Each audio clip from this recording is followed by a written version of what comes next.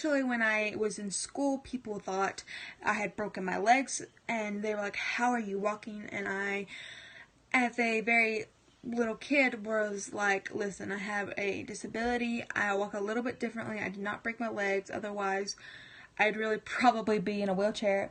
But also, when I would say, oh, I have a disability, they would automatically think, oh, that's untrue.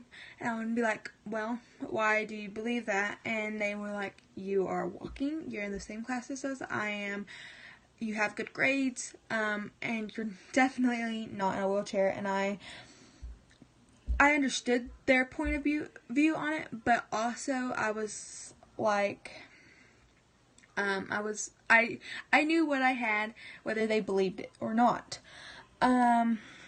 So that was kind of hard to explain. And as a little kid, any time that I had to explain it, I didn't care to explain it. I really didn't want to do it. And anytime I was given the choice, I would immediately direct the conversation into another direction of something else that we could talk about. And how others perceived me, or perceived or perceive me even today, with having a disability. A lot of people stare, a lot of people don't exactly get it, especially since now that I've had a lot of physical therapy and a surgery on one of my legs.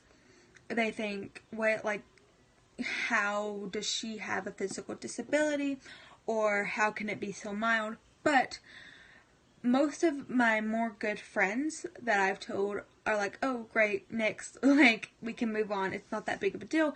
But I've met some people that, again, have said, oh, you cannot possibly be telling the truth. And then also some people that think I'm too fragile to do things. They're like, oh, heaven's here, so we can't do this, or we gotta be careful around this, or she needs help with such and such. That she needs help with everything, and help is good, it is, and it can be useful, but it also can be kind of inconvenient when you don't really need it.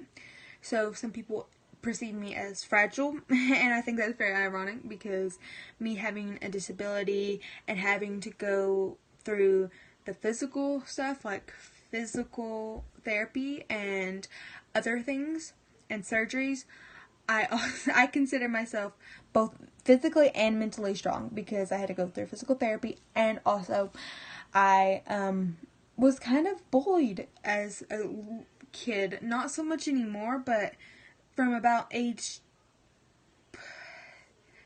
first grade to about 6th grade, maybe 5th grade. I think people kind of grew up after middle school.